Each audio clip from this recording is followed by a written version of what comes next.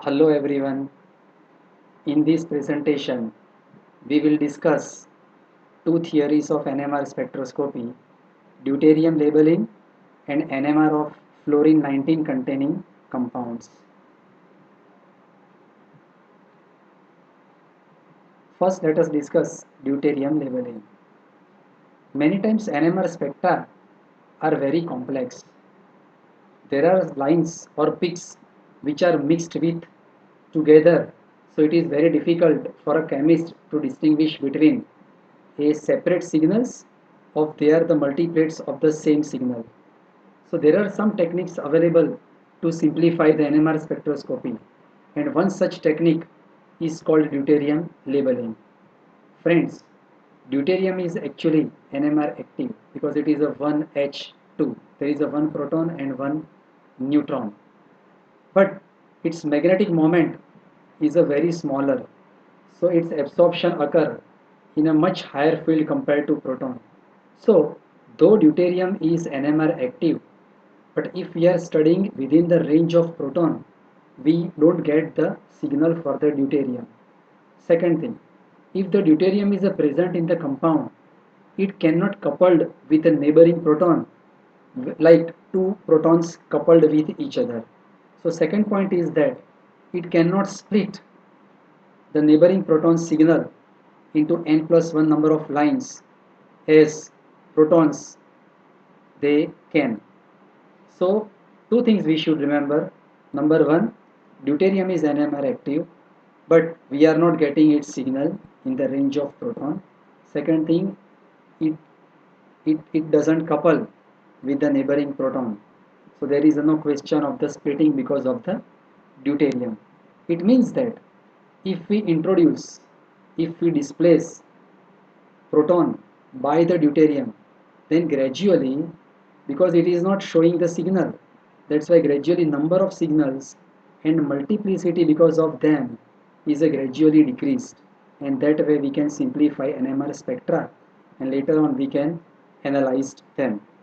Let us see in this example. Here you can see that the normal CH3CH2 ethyl group, we know that this combination always showing for proton A two neighboring protons, so triplet, and for proton B three neighboring protons, that's why quartet. But if in this example you can see that if one of the hydrogen of methyl group displaced by deuterium, then now see what happened. For this methylene, earlier the number of neighboring protons were 3, but now as deuterium displaces one of the hydrogen, that's why number of neighboring protons for B are only 2.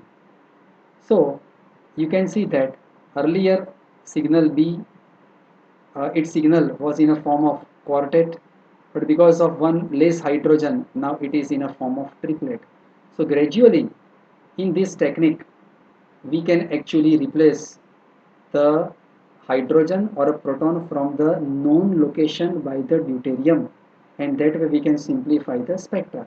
One more example, you can see that if we, in this example, if we displace one of the hydrogen with the deuterium, as you can see over here, so for proton A, earlier you can see that its signal was split into triplet, while now when one of the hydrogen is displaced, now the neighboring proton is only one, and that's why its own signal would split into doublet. So this example would give you idea that how gradually the number of peaks and lines can be reduced when the protons from the known location they displaced by the deuterium. So in this equation you can see that particularly some labile protons, active proton group, for example OH group, NH group, they can be easily displaced by deuterium. You can see in this equation over here the ROH D2O, when the deuterium oxide or deuterated water is used as a solvent, so that proton is displaced by deuterium, and now in deuterated water, this deuterium oxide, now it can show the signal of the proton.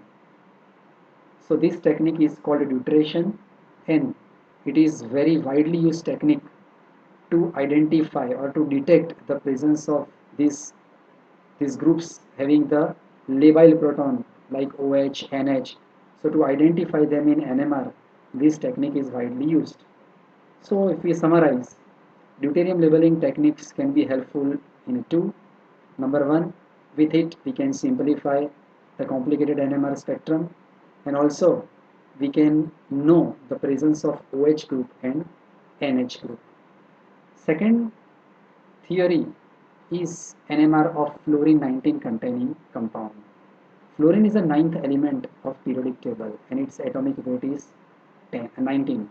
So there are 9 protons and 10 neutrons. So fluorine has nuclear spin 1/2, which is as good as proton, which is greater than 0. So fluorine is NMR active, that we know that. Like deuterium, fluorine also absorbs at a different field strength than the proton.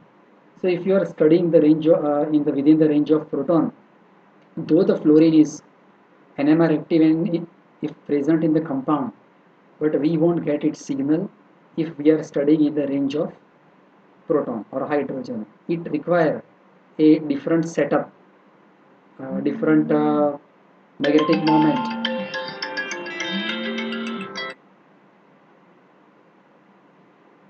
So that require a different setup, different magnetic moment. But one more thing one should remember is fluorine, if present in the compound, it can coupled with the neighboring hydrogen in a similar way as if the coupling occur in a two neighboring non-equivalent hydrogen. So this HF coupling is a stronger and it is as good as the two proton-proton coupling. So if the fluorine is present in the compound, it can actually coupled with the neighboring proton and it can split neighboring proton's signal in a similar fashion like two protons. In this example, you can see that CH3, CH2, F fluoroethane or ethyl fluoride. Now, for signal B, let us first discuss. There are three neighboring protons, so signal B, 2H quartet. See, as I told you earlier, we are not going to get the signal of a fluorine, but it can couple. But now for the signal A, you can see that to calculate neighboring protons, there are two neighboring protons and one fluorine on the same carbon. So as fluorine can couple as if the hydrogen, so we have to consider two hydrogen plus one fluorine 3 and 3 plus 1, which is our n plus 1 rule. So signal A, its signal would split into quartet. It will be more clear in these three examples. Here you can see that in this compound, again let me remind you, we are getting only signal of the proton. So there will be one signal A because of the 2H. But neighboring position, you can see that there are two fluoroatoms. So they can couple, and that's why signal A would split into triplet as per n plus 1 rule. Second example, you can see that 2,2-difluoropropane. Now it will show only one signal, signal A, because of the 6H of 2 methyl groups. But all the 6 protons having 2 fluorine at a neighboring position, so their signal would split into triplet. Third example, where you can see that 2-fluoropropane, and here there will be two NMR signals. Signal A, because of the 6H, they have one proton and one fluorine, so total 2. That's why as per the n plus 1 rule, signal A would split into triplet, and here signal B, that would split into 3 plus 3, total 6 neighboring protons, that's why into heptade. So friends, if we summarize both theories, there is some similarity and some difference in both of them. Both deuterium and fluorine, you can see that they are NMR active. In both the cases, their signal fall into the different range. They require different setup. They they absorb at a different magnetic field strength than the proton. So if we are studying in the range of proton, we are not going to get the signal of either deuterium or fluorine. And third thing, deuterium cannot couple with the neighboring proton, so there is no question of the splitting, while fluorine can couple with the neighboring proton, so it can split the signal. So I hope that uh, in this lecture I have discussed the two theories, deuterium labeling and NMR of fluorinated compounds, and you must understand it. Thank you very much.